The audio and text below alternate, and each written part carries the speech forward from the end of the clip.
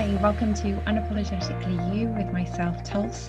And today we'll be speaking to Jonty Norris. We're so pleased that we can get an associate lecturer at the University of Derby on our podcast. And today we'll be grilling him about his research and what it's like to coach in the pandemic. So stay tuned. And remember, if you're not already, please subscribe to our various channels. We're on YouTube as Unapologetically You and on Instagram and Facebook. If you would like to get to know more about our guests and hear podcasts in advance, please click on to our Patreon page, and the link is in the description below, where we offer our members to have the podcast earlier before they air to the general public, as well as asking questions and contribute to forums that we will be hosting soon. So if you're not already, please join those channels and let us know what you think about Unapologetically You. So here is Jonty talking about his life experience and research. I hope you enjoy it.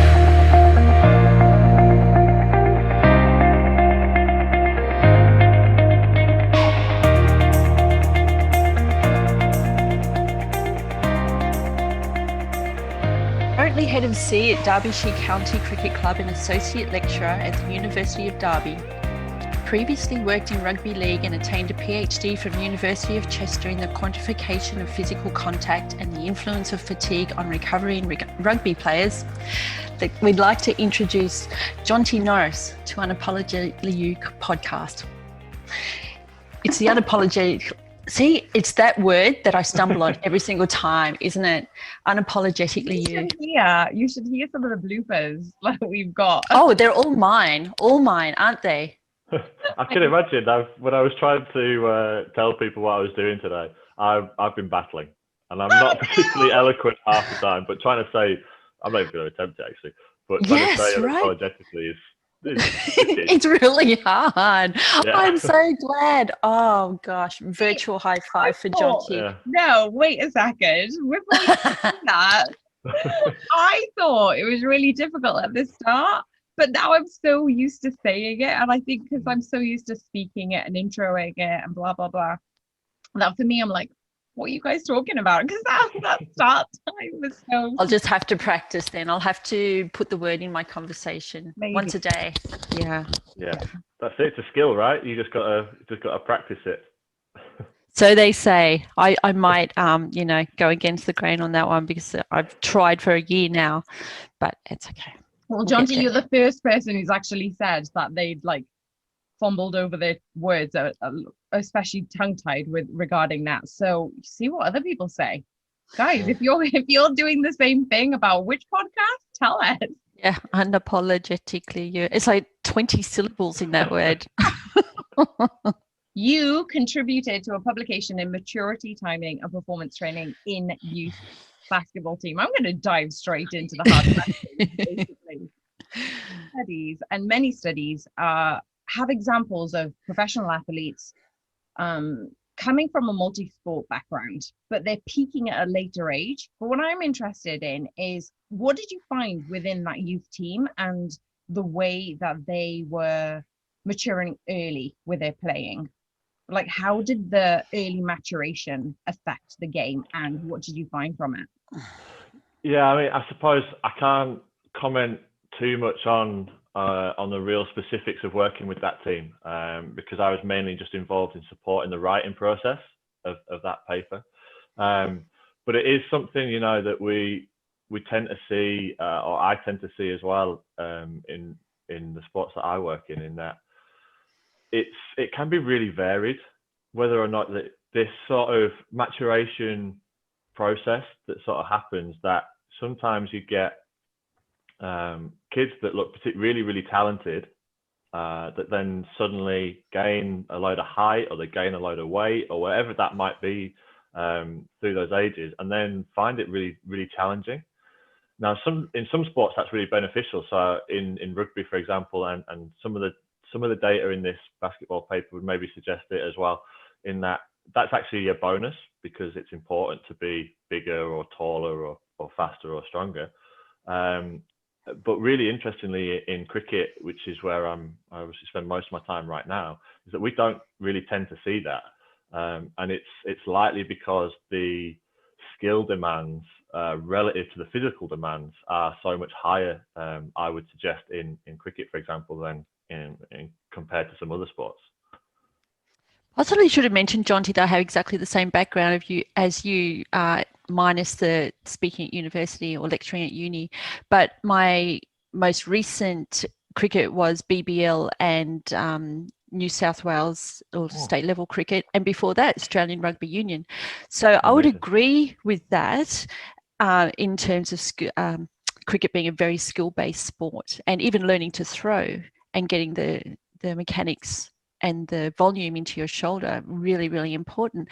But did you, in your study, see any difference between men and women, or was it just male sports players? Because I worked women with cricket. Yeah, I mean, and in the paper we're talking about, it was just males. Interestingly, I have, one of the first roles that I had was in girls cricket from a number of years ago, and we didn't look into this in anywhere near the same level of detail, to be honest. So I wouldn't be able to give you any hard data on that or anything. But you know what, tentatively, I would say I don't see the same response between males and females, and maybe that's because that rate of growth is perhaps not quite the same, or you don't necessarily see it in quite the same way. Where there's a number of examples that I can think of, where we would be working with kids who may well have been 5 foot tall, and bowlers particularly, and then all of a sudden they're 5'6", and they don't know where their hands are, they don't know where their feet are, and they can't coordinate a really fine motor program, which is fast bowling, and suddenly they go from being potentially one of the best rated players around to suddenly they fall off because they're just not able to perform their skill. But yeah, I'd say I wouldn't have seen, and I don't have the same extent of experience in the girls game, but I wouldn't have seen that as often in girls cricket as I would have done in boys cricket. That's for sure. Yeah, I think the rate of growth, like you say, is a big part of it, because women don't grow 6 inches over a year, whereas some of the guys do, especially the fast bowlers, right? They'll go from, like you said, 5 foot to 6 foot something, not 5 foot, but 5 foot something to 6 foot something, and they're gangly as, and stress fractures galore for the boys. But with the women, we found less shoulder injuries and less side strain injuries. In fact, 0 side strain injuries, and it could be the rate of growth, but also less volume in the game for them at some stage, but boys tend to specialize earlier in cricket. Like you say, it's skill-based side of things, whereas females are, in Australia at least, recruited into cricket from other sports. So men still playing multi-sport at that point, whereas boys are specializing from an early age in cricket? Is that what you're saying? In Australia? Yeah. We would not often have a cricketer who played rugby union. It's just such a different body shape and such a different game. They might play soccer, but they wouldn't. I can't think of an example where we've had a cricketer who was a rugby league or rugby union, player, for example. AFL, maybe, if you know what AFL is, Aussie rules. Yeah, I think that's probably fair. Like very similar. We've had a number of people who've played football to a reasonable level alongside their cricket, but in terms of other sports, I wouldn't say there's a real common secondary sport that we do see. Often you're absolutely right. They do specialize relatively quickly into cricket, and some parts of that can be, especially with where I'm based, that we obviously at the county club working on the pathways, and you sort of start asking quite a lot from relatively young athletes. They might only be 13 or 14, and suddenly you're asking them to come to county training. They probably have club training. When it gets to the season, they're playing county fixtures, club fixtures, age group fixtures, maybe school fixtures. You're not giving them the ability to have a variety, because we're just cramming so much cricket into these kids. And yeah.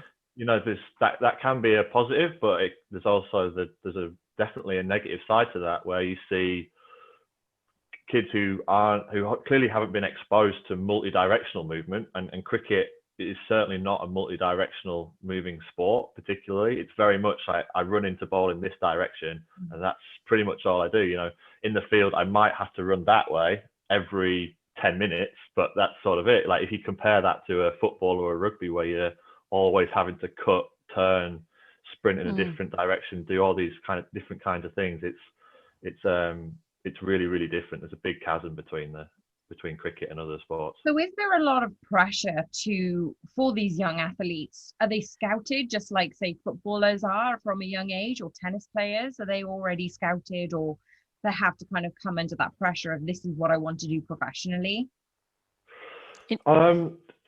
Yes, it does happen. I'd say it doesn't happen to the same extent or the same extent or the volume that it would in other sports. But we are scouting and selecting down at under 11, under 12, and selecting onto county programs. It wouldn't be, there isn't the same examples that you hear about from, say, football over here, where people are signing contracts at 11 and 12. Like, that's certainly not happening. But we are, people are looking at players, and they are being selected onto a county pathway from being maybe 11 years old, which for them then potentially they could play until they're 40. So it's potentially a long career if they are going to do it. Yeah. Same here. We wouldn't sign them to contracts under, say, 15 with the BBL, the Big Bash. What do you call it there? Anyway, the 2020. Yeah, might sign them from 15 because the game's opened up, right, and there's more opportunity. If that BBL didn't exist, then we wouldn't have a contract at 15, but that's starting to happen here now. But same as you, the pathway definitely guides you into a you do sign on, I guess, but it's not a contract to Thunder, which was my team, Sydney Thunder. You would sign on to them and go to their camps and train with them. Yeah, I think, like I said, the main thing with that, or the main potential issue with that, is that you're just exposing them to even more cricket, because these kids would play a lot of cricket anyway, because especially if they're relatively talented, they're probably going to play up an age group at their club. So they could be playing in two different teams. If they play at a small club, they might be playing senior cricket from as young as 14 or something like that. So they could, that's 3 club teams they might play for. And then we're going to ask them to come and play county cricket. So that's a 4th team that they're going to try and play for. If they're a really high level, they may well go to a regional competition in the summer, or they may get selected to a national squad as well. And then that could be 5, 6 teams that this person's being asked to play for. And all of a sudden, that wouldn't happen here. Across these kids have a 6-week holiday in the summer, and they might be playing cricket every day. It could easily happen. And then you turn around and you wonder why, there's so many kids getting, like you said earlier, stress fractures and side strains and shoulder problems because they're having to throw every single day, and they're only 14 years old and they haven't had a chance to develop the physical capability to tolerate that. I mean, no one really has the physical capability to tolerate that. Our professional players wouldn't be able to tolerate playing 5 days out of 7 all year round. Which is kind of what we do get asked to do, but you just can't tolerate it. So how do you manage that? How do you manage with the amount of volume that they're putting in? And also going back to what you were talking about is them peaking at certain times in their life and growing quite rapidly during a certain phase or a season. Do you kind of regress them backwards? Do you kind of focus on the education regarding their movement patterns? Like, how do you cope with those areas as a coach? Yeah, there's probably a few things in that for us. I mean, from a how do we go about coaching and training, from our sort of physical side of it, we're really competency based with everything that we do. So anytime that we see somebody, we're trying to make sure that the program is at the appropriate level for them, and we sort of work it in a system of, once you're able to achieve a certain level of competence, you'll then move to a next level, and so on and so forth. So someone may well move forwards and then hit a certain point and move backwards, and that's sort of fine. Well, it is fine. And what we try and do is manage the program around them. In terms of the volume of cricket, that's a real difficult one that we we battle that every single year, I would say. And we're trying our best really to sort of, in the first instance, quantify what is happening, because I'd say, as much as I'm talking about it here, we probably haven't got a really good understanding of what the demands actually are in the first instance, because again, we're asking for a 14-year-old to tell us, how many times have you played, how many overs have you, how much have you done of this and of that and of whatever, and they're just like playing for fun essentially at that age. But for us to try and understand what they have to do and manage it, we sort of have to try and work that out, and that's, I'd say we're probably at that stage right now in our process of developing that sort of system, because it's still, we're still getting a handle on it. But the best and only thing is the old cliche of just communicating as best as we possibly can, So our county coaches try their best to communicate with the club coaches. If any players go the other way and are going up from us to say national programs, we try and communicate it up that way, and just try and make sure like everyone understands that these kids can't tolerate it all. So what we've got to do is we have to just keep talking and communicating to the best of our ability, to make sure we're not asking too much of them, and they're not burning out, because that's actually what we're talking about here. Like the kids will burn out if we're not careful. And they do. Because part of it in burning out is because they're around it so much, and they want, all right, I'm talking about Australia here. So if we had someone signed to BBL, they would travel with the team, but be the 12th man. But they want to play. So they get to train, they get to do everything that the rest of the team does, but they don't get on the field to play. And the frustration there is being all around it and not being able to play. Yeah. And they burn out from waiting. Waiting burnout as well, and doing all the heavy training. We'll say that again, Tels. It's a different mental challenge then, isn't it? In terms of, you're seeing it all there, you're seeing the flashing lights and something that you really want to do, and you're told to just sit on the bench. How do you cope yourself, or like when you met those players, how did they cope mentally with that, and what was the support for that? Me? Yeah. Jonty. I think Callie. You go and then I'll tell you what I think. Yeah. All right. Okay. Well, this is just speaking from experience. So we had it was a decent roster that we had, and obviously they don't all play, but they do all travel with us, and they would be the drink bottle fillers, they'd be the drink runners, and they'd help set things up and just be on the peripheral of it all, but not get that magic walk on the field part of thing. And really what they're doing is hustling for a contract with another team who will, so that, so the loyalty isn't necessarily to who they're contracted to at that point, and they're just hustling for another contract. They get the other contract, and then because they haven't actually played, but they will play with this team, the load changes significantly when they go over to this new team. So in terms of, sorry, I don't know what that is. In terms, what were we saying? The how do you manage the load when they go to another? Yeah. Their mental side of things. And then going into the high volume stage of performance. Yeah, it's well, like Jonty said, that's a learning curve, and probably not something we do terribly well here, because it's all about getting a contract, isn't it, for the player? Yeah, it's interesting that you say that, because I think we're potentially a little different in some ways. I'd split it into like two different things almost. Like, we've talked a lot about the younger players, and I think for those guys, having the ability to experience some first team stuff is really important, actually, at probably up to the age of being, say, 18 or 19. And then because they've never seen it before, so actually that is sort of fresh and a new challenge for them in a lot of ways, and it's really good exposure to what it takes to become a professional player, and I think that's a relatively positive experience. What I find is then the next sort of stage is if you become a professional player, but you're not one of the first, necessarily the first team selection, and you do exactly what you were just talking about, and you end up traveling but not playing, that's when it becomes challenging, because those players are potentially now 22, 23, 24 years old.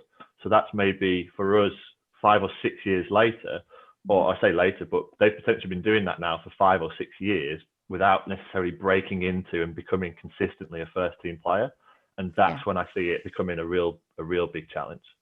And for us, like we'll if someone isn't playing, then they could be released to go and play club cricket elsewhere. So, you know, someone may well, depending on our fixtures, for example, we could play a 4-day game that runs, say, Monday to Thursday. So we would have a sort of a pre-training day on the Sunday. And then if someone hasn't played in that, but they've travelled and been part of the squad, they could get released, go play a club game on a Saturday, and then they'll just come straight back in on the Sunday. So that person has a really tough challenge, because they've travelled, trained, done all that, gone through all the sort of the mental side of it without the actual competition, and then bam, they've gone and played at their club team on the Saturday, probably played quite a lot, because they're probably a good player in that environment. And then they've come back, and it's like back in the cycle of, okay, now I'm 12th man again, and I'm carrying drinks, and I'm doing this, and I'm doing whatever. And, you know, over years, I think that then it also takes its toll if you aren't able to break into the first team. It's almost like an involuntary tapering, and it's like they've gone from high volume as youth, and then they've kind of tapered, and then you want your dose of dopamine and training and skill acquisition, and then you kind of come back to the right, let's sit on the bench and observe what's going on, right? Yeah, it's a heavy mental load, and we used to see that a lot with the men, particularly, I think, because for the women a long time it wasn't necessarily a professional. They would hold another job as well as hold the contract and play cricket on the weekends, but for the men it was a full-time career, or it could have been a full-time career. And sometimes if you can't break in and make it your full-time thing, then you are also working a 9-to-5 or ish job as well as holding the contract, and makes it hard, right, to either have a career in cricket or a career outside of cricket. So heavy mental load. Yeah. Definitely. We talk so much about that, you know, that I'm obviously employed as the S&C coach, and that's the side of it. But actually, the mental demand on the players is incredible. And you know, we talk a lot about that, how actually cricket is played in the mind and not in the body, and that's a bit of a cliche, but it actually is. You know, we slightly unusually as well, in the sense that we have a 6-month season and then 6 months of not playing, which is relatively unusual for team sports as well. So we spend a lot of time not playing cricket or preparing to play cricket. Longest pre-season ever. Yeah, you know, you can get yourself into all kinds of strange mental spaces with that amount of prep time, and then all of a sudden you think, oh, I have not got enough time to prepare, and then you get hit, and then all of a sudden it's 6 months of non-stop playing, and then you get all this. It is such a bizarre sort of system and cycle that we're kind of trying to work in. It is unique indeed. Cricket. And as professionals, obviously we are told from an early age when we get, you know, qualified or in our profession, it's a bit like, well, who are the associated professionals? Who can you reach out to? Who is qualified and competent in this area? Obviously, you don't get that much when you're younger, and obviously it's youth, so they're not going to have that much support. But as a county cricket club, do you have a counsellor and a psychologist and kind of all the bells and whistles for these guys, or are you kind of managing the whole spectrum and getting support where needed? Yeah, on the pathway. So when I say that, I mean the sort of the age group, the younger players. There is access, but it's extremely limited for us. So we work at the moment with what we would call a consultant psychologist, and that role sort of changed as well through COVID, because we're trying to obviously limit who's coming and going.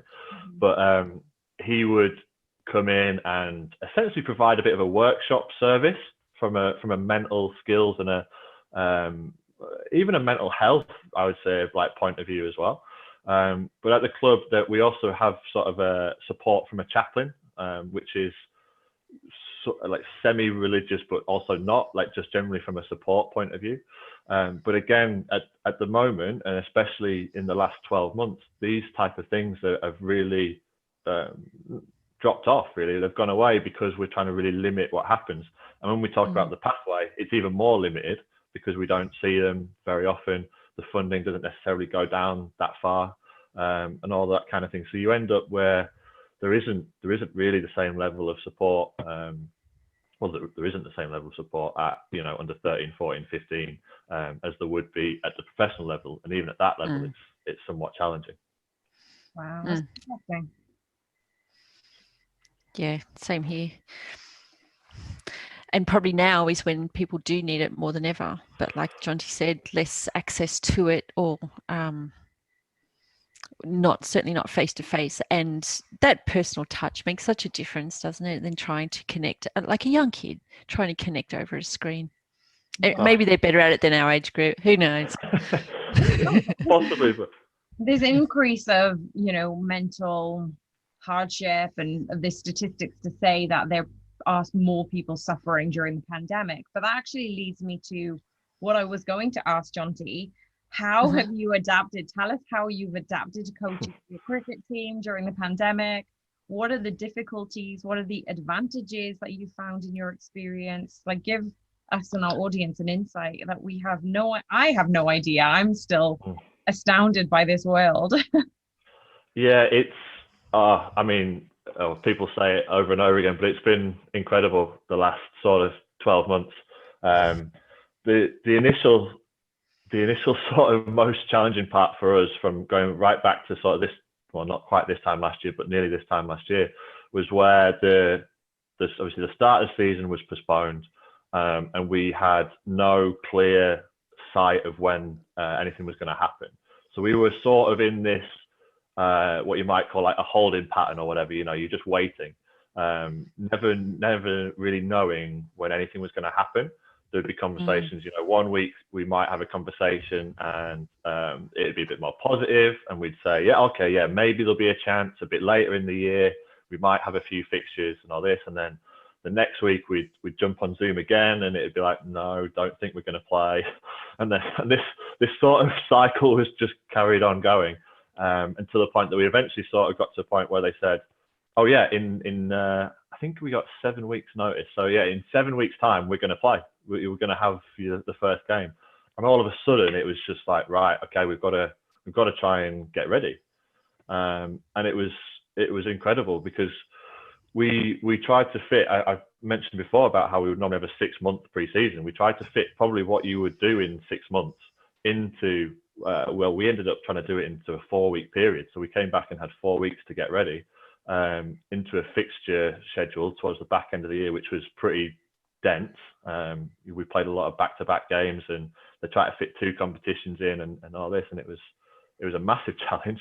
And we'd gone from, we probably had 4 months maybe of just being at home and isolating, and then all of a sudden we were kind of thrown into a training environment to try and get ready. And it just wasn't, to be honest, it just wasn't really possible. You can't rush physical development. You can't just suddenly say, well, we'll be ready in 4 weeks, because adaptation actually takes time. So we were trying to put processes in place to sort of prolong that preparation period as long as we could, you know. So we were playing games, but as the coaches, as best they could, were trying to rotate players in and out and around so that we could almost extend this preparation period as long as we possibly could. But it just wasn't possible. And we thankfully were really fortunate, and we didn't have too many significant injuries in that period. But there were other counties that did and really suffered, and some individuals that, you know, they weren't ready to start again.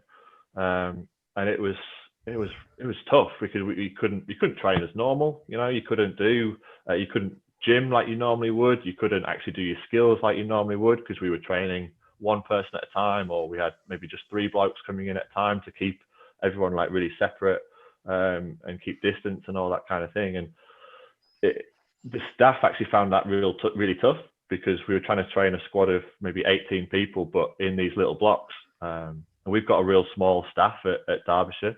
So we were, you know, all the coaches and as the science and medicine, we were working quite a lot to try and get all these guys through their programs. And it was just madness. And then we finally got through the fixtures, got through the season, and then we hit another, we sort of went into the next stages of the lockdown and everything like that, the new lockdowns that came through. And we went back into the same thing. You know, we just didn't know, were we going to start training? Were we not? You know, I'd sort of prepared to start, I think it was meant to be the 4th of November would be our return date. And on roughly the 1st of November or maybe the end of October, that all got cancelled and we weren't going to be returning. So for both for the staff and again for the players, having this shifting sort of environment all the time has been the most challenging aspect of it, I would say. And we sort of fast forward to now, and I'm normally a really like planning, sort of detail orientated type person, and we've been given our first sort of block of fixtures, and I found it so hard over the last sort of year to try and manage that I'm currently refusing to plan our fixtures into our training cycle, because I'm still just not convinced that we are 100% sure that we will play. And I can't work the way that I would normally work. So let's just try and do a couple of weeks at a time and hope for the best. Okay. So amongst all of that, give you a lot there. I just offloaded all of sort of that over the last year. No, it was so interesting. Yeah. And I was waiting to see how you managed it all. And I'm sort of like pleased that you didn't get any injuries, but you still didn't quite nail. Get it all right. That's amazing. Yeah. It's like one thing after another, and you're just being drowned in all of the situations that none of your control. That's the worst thing. I'm a planner too. And then when you get to a stage where you're just like, well, there's nothing I can do about this. Let's pause for a second, just because we don't know what's going to happen next. And amongst all of those difficulties and all of those challenges, you touch wood, obviously the injuries and ailments have been reduced, but what were the advantages of it? What was the best thing during this period? Do you have any?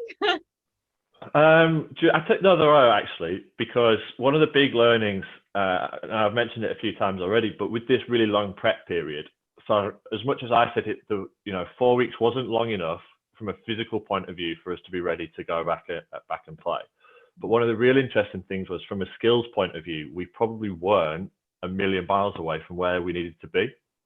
And this year, which is a bit closer to normal, but in a normal year, we would probably start doing skills in January to then have roughly 3 months before the season starts. And we've kind of shown last year that it's possible to do a lot of that skills work in a much shorter space of time. Now, we haven't really done anything with that information so far, but one of the big things for me would be, well, if we can condense our skill blocks and potentially our physical blocks as well, we can try and focus on fewer things at one time. Because what I tend to find in our club is that we focus on, or we try to focus on, a whole range of stuff all the time. We're always trying to fit all these different things in, whether that be, how do we fit cricket and the physical side of it? How do we, if we're an all-rounder, how do I bat, bowl, field, do my gym, do my conditioning, do all of this at this time of year now, before we even get to the season? And actually we've maybe learned that we don't have to do that. If we can be a bit smarter with the way that we prepare, it's almost shook up the system in a certain way, or for me it has anyway, that we don't have to stick with this sort of traditional rigid block that we would normally have. We can potentially think a bit differently about that, and that will potentially be a real big positive thing that we can take forward, because I think it could significantly change the way that we prepare. That's brilliant. I love that answer. Absolutely love it. I was going to ask you one other thing before we go into the quick fires. Actually, you said that cricketers kind of play long into maybe late 30s, 40s. Where do they go from that, in terms of, do you kind of just let them go when they're done, or do you maintain that from youth, from playing professionally to cradle to the grave kind of thing? Do you have a system to say, well, this is what you should do, or can you just let them go professionally? You know what, It's actually becoming more and more varied, I would say. You know, there's definitely maybe what I would call the traditional become a coach or become an official or whatever that might be pathway. And you know, the ECB and UK Sport and the guys and people that run like the coaching qualifications and stuff, there's definitely that pathway does exist. What I'm seeing more, and this is like, I'm just viewing this has nothing really to do with me, but I'm just seeing it happen, is that the PCA, so the Professional Cricketers Association, are doing a lot more to support a wide variety of careers post cricket, and really supporting the players well in developing those opportunities before, you know, they get too close to actually having to retire from the game and move on. So we've got a number of guys at the club who are exploring different career opportunities now, and they're in their early mid-20s, which for them will be incredibly beneficial when they sort of eventually move on from the game.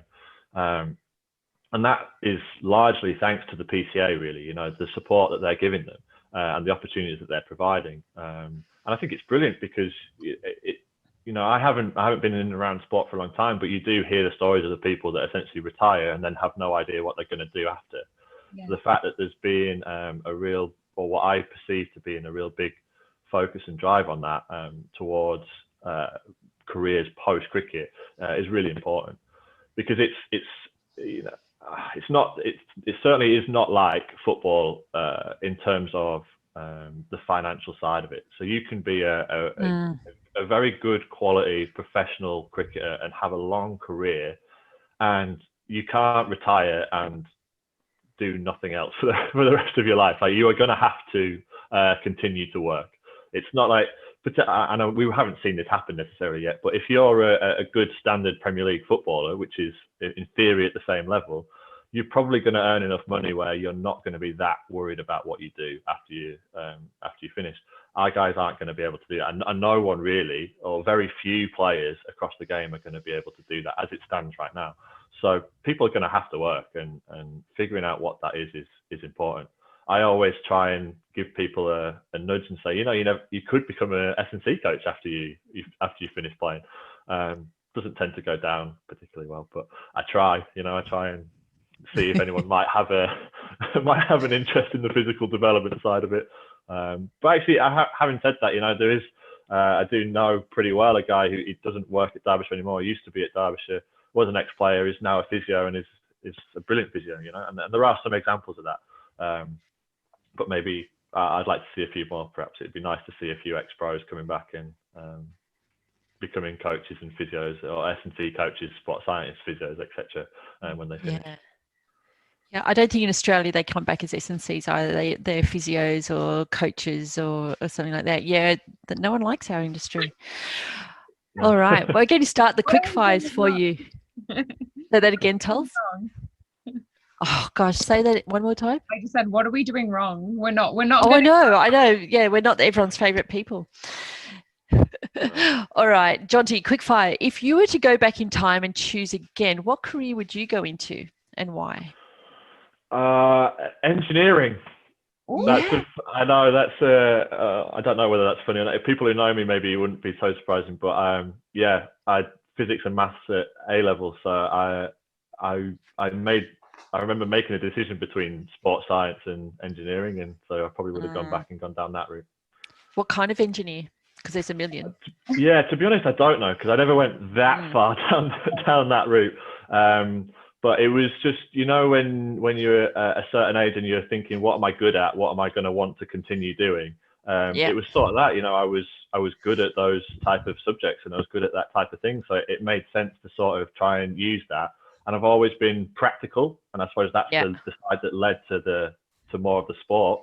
Trying to use sort of, I'm a bit of a geek, but I like doing practical stuff. So then trying to combine sort of mathsy, physicsy, practically stuff together potentially would have been some form of engineering. And who knows? Sounds like the best kind of engineer, a practical geek.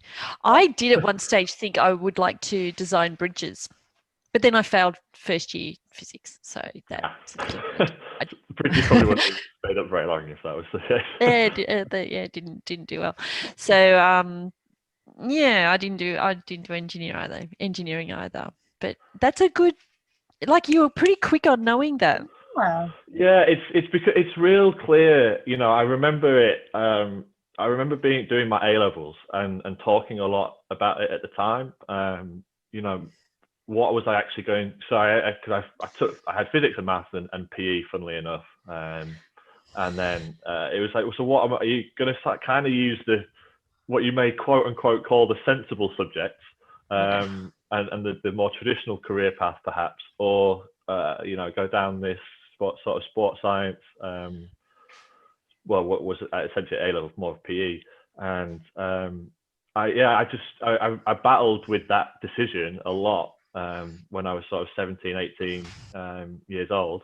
And so I remember it really, really clearly, you know, sort of the way I was thinking and the way I was feeling at the time. So it was a real fork for me. So yeah, it's quite easy for me to say, oh, I probably would have just gone down the other side of that and potentially been doing some form of engineering right now. What would you have chosen, Tulsi? Yeah. Well, I was thinking about this the other day, actually. I love psychology and I love cognitive behavior and human behavior. So I was like, I really like psychology in A levels, but I was crap at research. Absolutely crap. So that was where my grade kind of failed.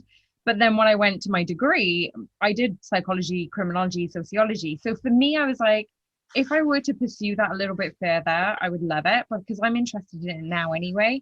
But yeah, I chose the S&C route. Yeah, it sort of chooses you, I think. S&C chooses you. But I find actually quite a few people who are S&C coaches have that wider range of some, you know, whatever subjects it might be. It's not necessarily like that I don't think anyone is sort of 16 and wants to be an S&C coach. Generally, you want to be something else, but you sort of discover it. Yeah. And actually, I think that's super beneficial, right? That if you've got, you know, you said about psychology there, like S&C coaches have to a certain extent be a psychologist, right? So yes. If you've got some kind of understanding of that and appreciation of that, I think it's super important. You know, like for me, the math physics side of it obviously lends itself more to biomechanics and that side of the analysis of it, and that's sort of the other maybe strength that I would have as an S&C coach. And I think that's super common. You see that in a lot of people, you know, with these sort of multiple different backgrounds, really, I suppose. That's a great answer. I love it. And it gives us a chance to understand a little bit more about your background, which is what we're here to do, right? Yeah. So my question is, I know that you gave it away slightly regarding the challenges that you've had with your cricket team during the pandemic, but I would like to ask, what were your biggest lessons during the pandemic, or something that made you reflect upon? Well, yeah, so I suppose I meant the work thing particularly, but on a more personal sort of level, like I'm relatively independent and quite introverted and all that kind of thing. So I expected to sort of tolerate lockdown and isolating and stuff relatively well. And one of the most or biggest learning things for me was that I didn't tolerate it particularly well.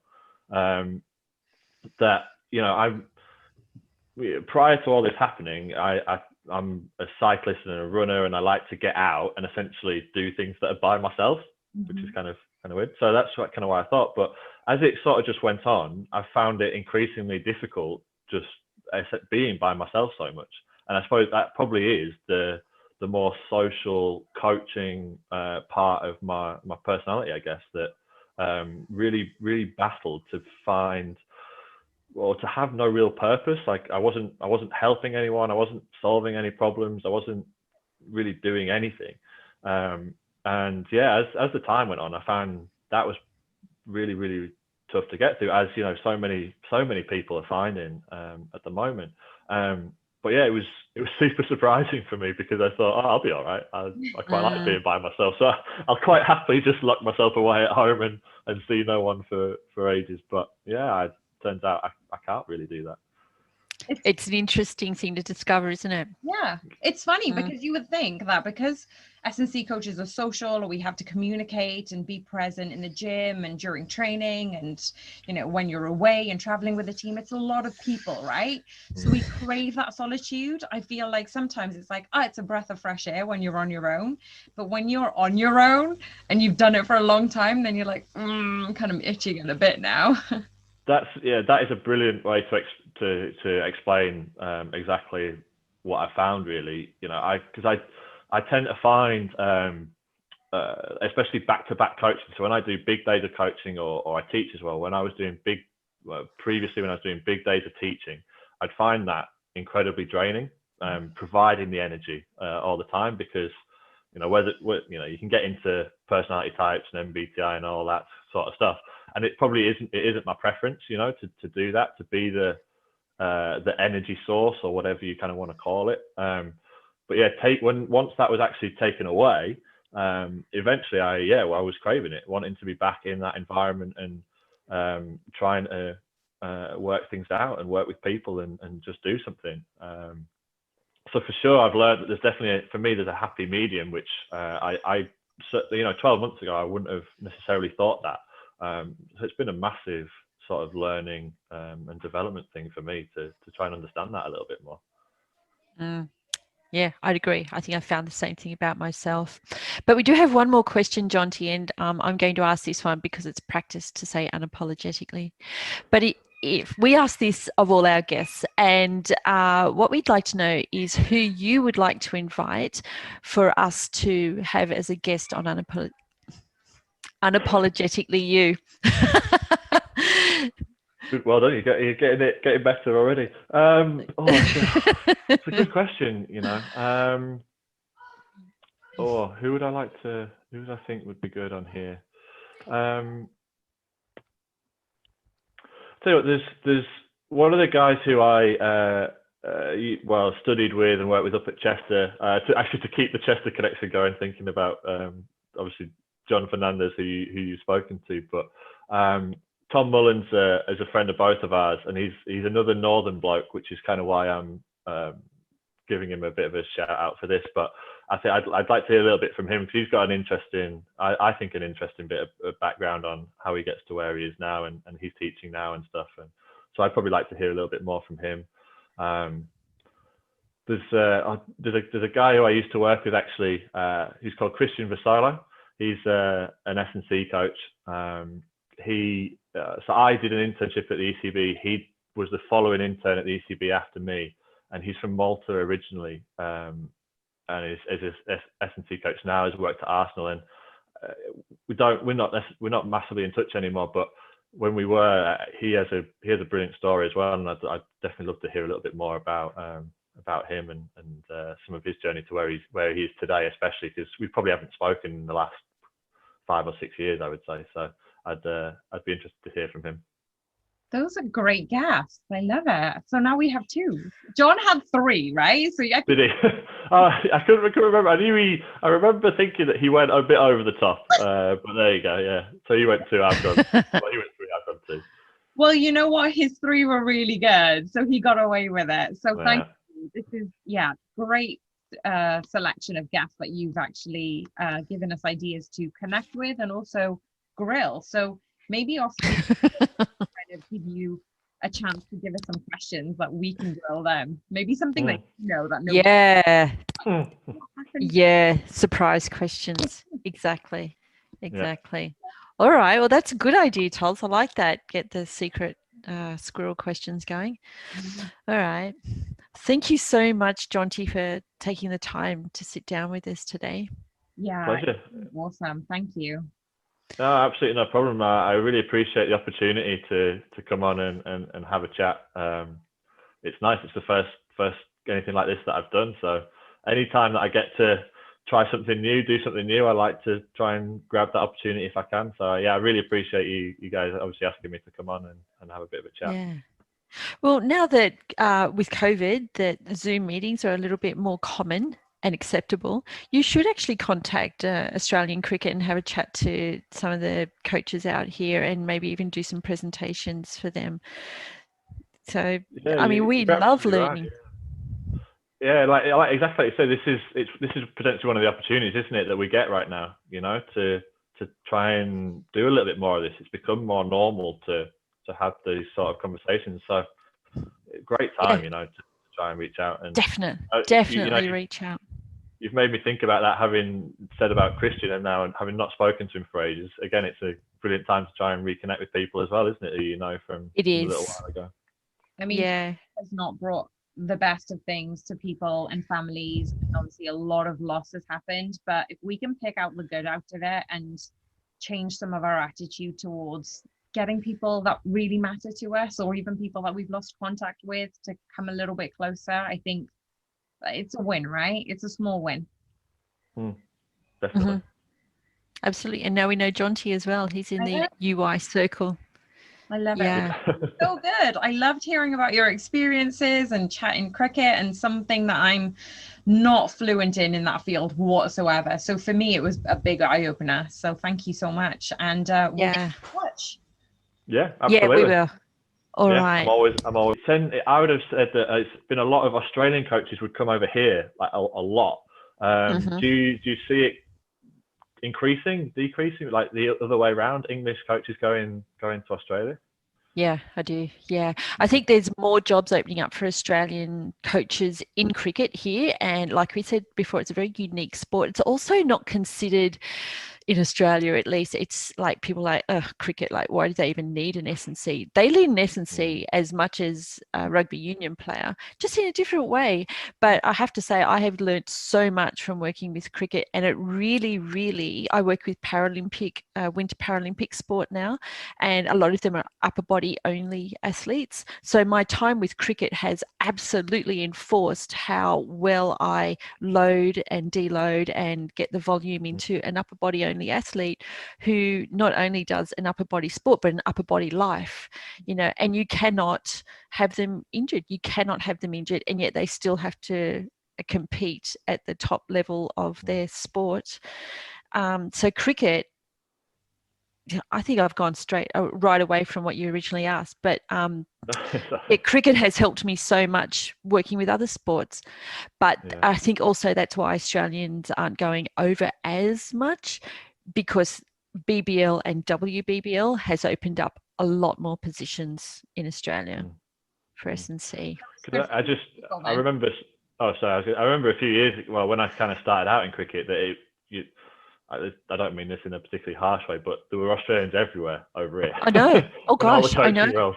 And it was, I just thought it was mad. But I think it seems to be, maybe, and that's exactly like you just sort of described there. It doesn't seem to be to the same extent, perhaps now. So, and like I said, it feels like there's more guys going, or predominantly guys, but more guys and girls going over to Australia from England, which is probably a good thing. About time we started taking over infiltrating.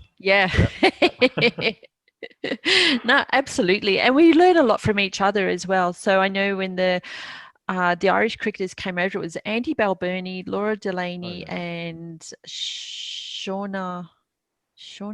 Anyway, I hope she doesn't listen to this because I've forgotten her name. Shauna. Be in the bloopers anyway, so it's fine. Yeah, good girl. They came over, and Andy, who is now the captain of the Irish men's team, thought his career was over. He had a hip injury, and he said, I'll never be able to bend down to pick up a ball. I'll never be able to I've been told. I think I can help you there. And so, over the course of a season, he did get to the point where he could lunge and get down to the ball and get down quickly and change direction quickly. So you said before that cricketers don't have a lot of change of direction in the game, and you're right, they don't. But gosh, we train a lot of change of direction because, especially when they're in positions like slips, because there's a lot of very fast movement from a standing still position. Very reactive.